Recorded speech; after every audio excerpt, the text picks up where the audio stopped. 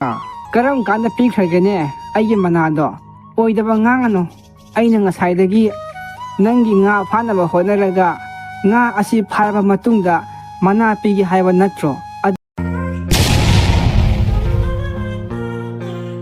Pul amada Salim kauba nupa ama legammi mahak numit khudingi tureldagi nga faaduna kaithal yolaba matungda yum punaba hotnarammi ngasidi paisa yam phangdre nga yam phaba ngamdre kaisu khalunu nongma nongmagi dawni ngasigi khara phanglibase yamna farabani nongmagi chaba watraga lore. Salim Amadi mahaki nupiga yam nungsinana leiminarami. Salim mahausagum numit khudingi nga faaduna imungi awat apa punamak yengsilami. Adubu mana mayumda halakpagi lambida Chakniba nipa ama thengnarami. Aigi mateng khita pangbiyo. Ai sada thaktaba numit mangani sure. Ngasiga chadrabadi ai soidana Hawaii mang batare. Hoi hoi, aisu paisadi yamna yaudre. Ayauba khara se lahoro.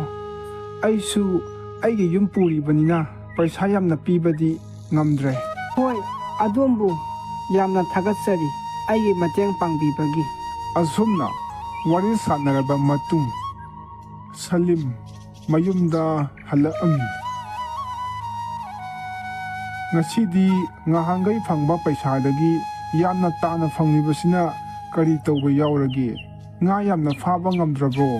Salim mahausagum paisadi adum phanglibani adubu Chaknibada pithokibada maram oiraga hanadagi paisa tana mayumda puraklibani. Ngasido nga yam phaba ngamdre mathangdadi yam phanaba tawrage. Mathangi numita Salimna nga adu yolaba matung yumda halakpada hanagum lambida Chakniba nipa adu amuk thengnarami. Paisa kita piramo ai sak amna lame. Yamdi yamdre aigi ayauba khara se lahoro. Salimna ayauba paisa khara Chaknibada pirami. Aduga Salim mayumda halaami. Matau asumna Salimna kaithel lagi halakpa khudingi Chakniba nupa aduna paisa adum laurammi. Matau asum tauba asi ubada Salimna wakal ama khalammi. Aina numi khudingi paisa pibase Chaknibase magi figamse hanadagi karimta phagatpa udre.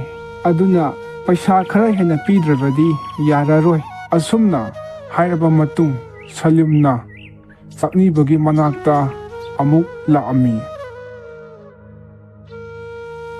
Hayengdagi nang turelda lao mafam aduda aina yamna chawba mana ama pigani.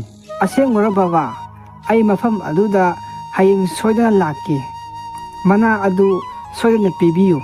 Hainakibagi matung ina Chakniba adu turel manakta Salimna laktringaida Salimbu ngaiduna leirami.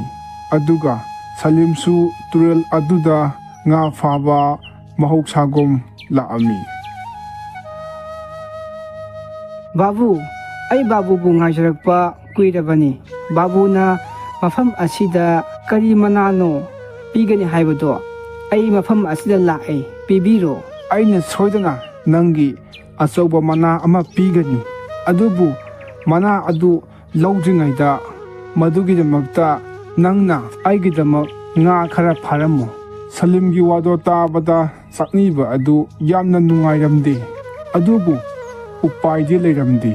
Hoi ai nang haibagi matung ina nga kharadi pharamage. Fare adudi aina purakliba lang ase turel asida thao aduga nga khara phanaba tawse. Salimna haibagi matung ina Chakniba aduna lang thaknaba tawrami. Adubu Chakniba adu lang thakpa hayamde. Madudagi nga amata faramde. Matau karamna nga asi fagani. Aidi haujik fauba nga amata faba ngamdre. Ngasai ayuktagi haujik nungthal yaurasi faubada ꯑꯩ ꯇꯥꯛꯀꯦ ꯂꯥꯡ ꯊꯥꯛꯄꯒꯤ ꯅꯤꯌꯣꯝꯗꯣ꯫ ꯑꯁꯨꯝꯅ ꯁꯂꯤꯝꯅ ꯆꯥꯛꯅꯤꯕ ꯅꯨꯄꯥ ꯑꯗꯨꯗ ꯂꯥꯡ ꯊꯥꯛꯄ ꯇꯝꯕꯤꯔꯝꯃꯤ꯫ ꯑꯁꯨꯝ ꯇꯝꯕꯤꯕꯅ ꯆꯥꯛꯅꯤꯕ ꯑꯗꯨꯁꯨ ꯂꯥꯡ ꯊꯥꯛꯄ ꯍꯩꯗꯨꯅ ꯉꯥ ꯐꯥꯕꯁꯨ ꯍꯩꯔꯝꯃꯤ꯫ ꯍꯧꯖꯤꯛꯇꯤ ꯑꯩ ꯂꯥꯡ ꯊꯥꯛꯄꯁꯨ ꯍꯩꯗꯨꯅ ꯉꯥ ꯐꯥꯔꯦ꯫ ꯀꯗꯥꯏꯅꯣ ꯅꯪꯅ ꯄꯤꯒꯦ ꯍꯥꯏꯕ ꯃꯅꯥꯗꯣ ꯑꯩꯉꯣꯟꯗ ꯍꯧꯖꯤꯛ ꯄꯤꯔꯣ꯫ ꯑꯩꯅ ꯄꯤꯒꯦ ꯍꯥꯏꯕ ꯃꯅꯥꯗꯨꯗꯤ ꯉꯁꯥꯏꯅ ꯄꯤꯈ꯭ꯔꯦꯅ꯫ ꯀꯔꯝ ꯀꯥꯟꯗ ꯄꯤꯈ꯭ꯔꯒꯦꯅꯦ ꯑꯩꯒꯤ ꯃꯅꯥꯗꯣ? ꯑꯣꯏꯗꯕ ꯉꯥꯡꯉꯅꯨ꯫ ꯑꯩꯅ ꯉꯁꯥꯏꯗꯒꯤ ꯅꯪꯒꯤ ꯉꯥ ꯐꯥꯅꯕ ꯍꯣꯠꯅꯔꯒ ꯉꯥ ꯑꯁꯤ ꯐꯥꯔꯕ ꯃꯇꯨꯡꯗ ꯃꯅꯥ ꯄꯤꯒꯦ ꯍꯥꯏꯕ ꯅꯠꯇ꯭ꯔꯣ? ꯑꯗꯨꯒ ꯍꯧꯖꯤꯛꯅ ꯉꯥ ꯐꯥꯔꯕ ꯃꯇꯨꯡ ꯑꯁꯤꯗꯅ ꯃꯅꯥ ꯉꯁꯥꯏꯅ ꯄꯤꯈ꯭ꯔꯦ ꯍꯥꯏꯕꯗꯤ ꯅꯪ ꯑꯩꯉꯣꯟꯗ ꯑꯣꯏꯗꯕ ꯉꯥꯡꯉꯤ ꯀꯔꯤꯒꯤꯅꯣ?